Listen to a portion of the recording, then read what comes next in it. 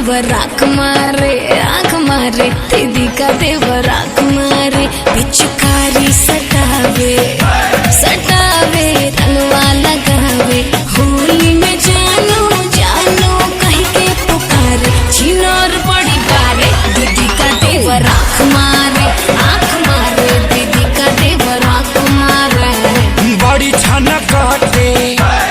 काटे लगे न साटे जबरी डलला पाती दीदी पुकारे हो गोरी से तारे भैया के साली आँख मारे भैया के साली आँख मारे भैया के साली आँख मारे।